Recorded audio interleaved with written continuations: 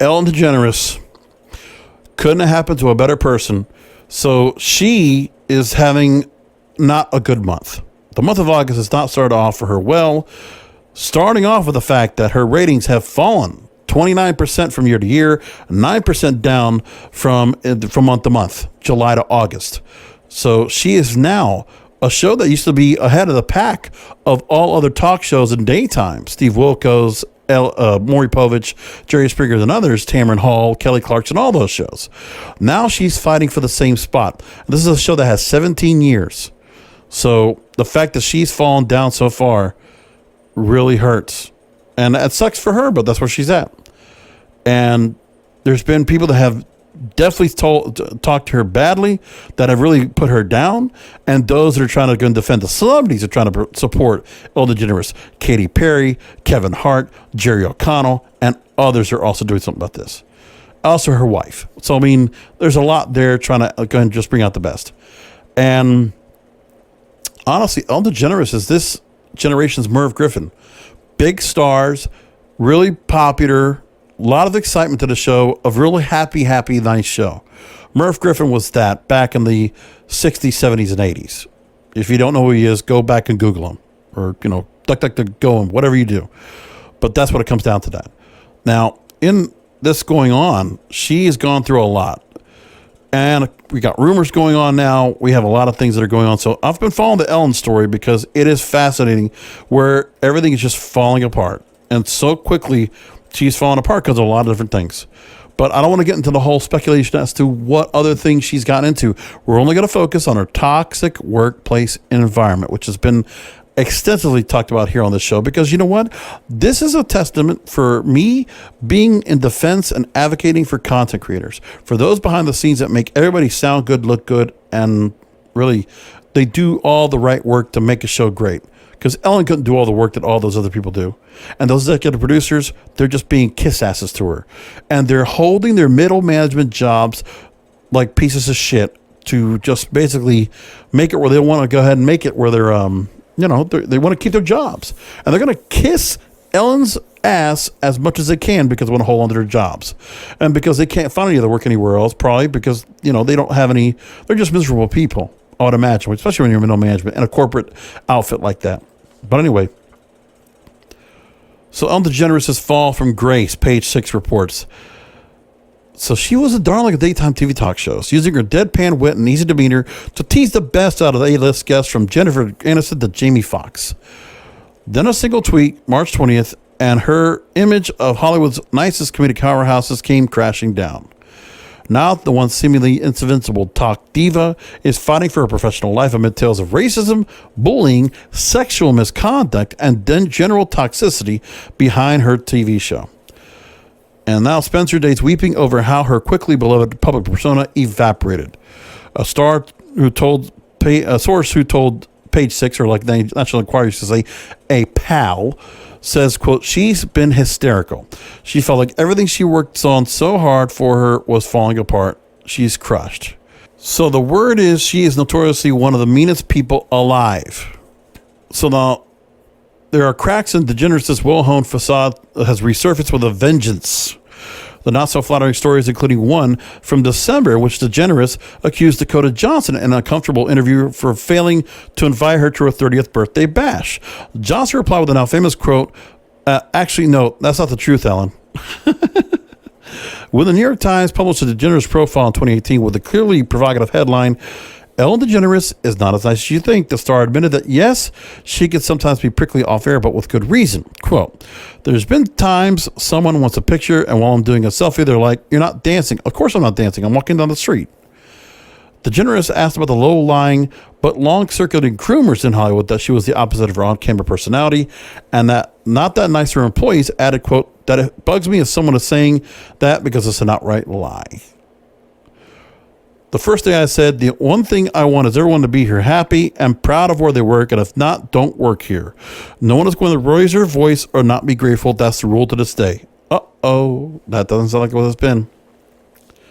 So at the start of the lockdown, DeGeneres caused a backlash by comparing her self-quarantine at her multi-million-dollar California compound to being in jail. Oof, that's not smart.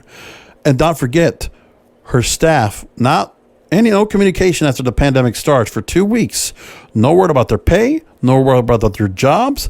And the staffers were complaining about the fact that a private company came to DeGeneres' house. Not them. She couldn't trust her underlings to go ahead and come to her house. No, she wanted a private crew to set up a rig so that she could broadcast her show from home. Because she's not coming back to the studio anytime soon. There.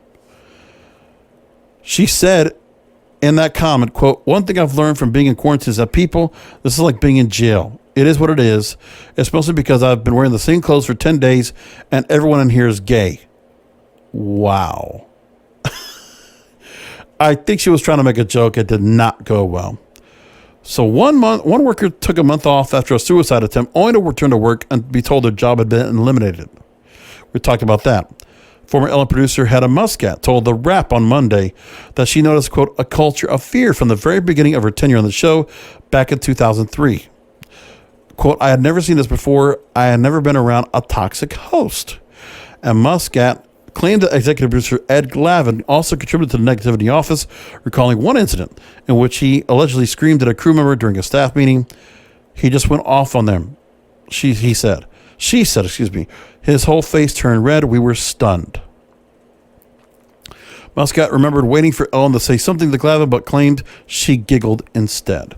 DeGeneres crossed her legs on the chair and she says, "Well, I guess every production needs her dog," the ex-staffer said. And from then we knew Ed was going to be the barking dog, her dog. Then Muscat was ultimately let go the next year, just days before winning her first Emmy, as he told her that we're taking the show in a different direction. That is cold. Wow. Talk about somebody being offended and being intimidated by someone else is doing well. And being jealous, as a matter of fact. Ed Glavin is a piece of shit. I'll tell you what, I don't even know the guy, but I can just tell you, that's just corporate, vile, vulture, just cancerous. A cancerous tumor that has to be peeled out. So, meanwhile, rumors that have been rampant that DeGeneres, who is worth an estimated $490 million, and she thought she was in jail in her nice multi-million-dollar home. Wow. She could lose her show to the likes of anyone from James Corden to Elizabeth McCarthy, Kristen Bell, or Jennifer Aniston. I'll tell you what. I can see James Corden taking over, but Melissa McCarthy, damn, that's a pretty good pick. I think Melissa McCarthy would be fantastic on that show and would fit the part. She's herself pretty much a comedian. She's done wide-ranging roles, knows a lot of people in Hollywood.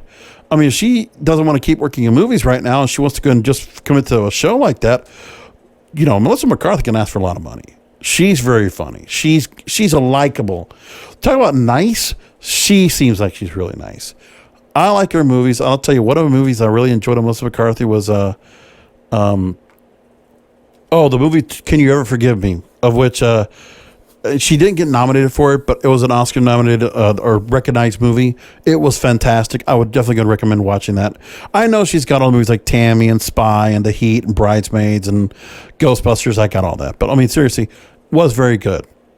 So, a lot of range for her. But, again, I just think if you want to have somebody there, that's a good person to have on that show.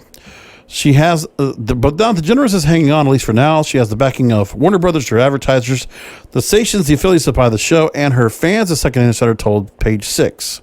It is the Ellen Show. She came up with the idea. As a syndicated show, you just can't hand it over to somebody else. You either get rid of the show or not. Well, they can also just get rid of the show altogether and give it to somebody else, because obviously nobody wants to take that show. They're not going to do Ellen Tube. They're not going to do any of that. They're not going to do Be Kind. I can see that. Portia de Rossi, her wife, did break her silence and posted a message on Instagram saying, "I stand by Ellen." So DeGeneres' rep still hasn't said anything, but there have been stories that have come out showing that DeGeneres was, quote, disconnected from humanity.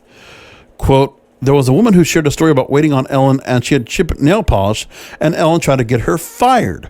This goes beyond everyone has bad days or that she was caught in a bad mood. This shows systemic power issues. The way I look at it, Ellen had a facade that was starting to crumble. And there you go. Let's see if Ellen DeGeneres survives. But the other word we kept hearing about as well is that she's willing to go ahead and leave her show. That's also just a report, nothing confirmed. But again, I don't think she makes it to the fall. I don't know what happens to Ellen's show. Do you want to come back in this environment after the pandemic and go back to your staff? What kind of mea culpa is Ellen DeGeneres going to be able to do? She's been doing the show for 17 years. Maybe it's time to hang it up.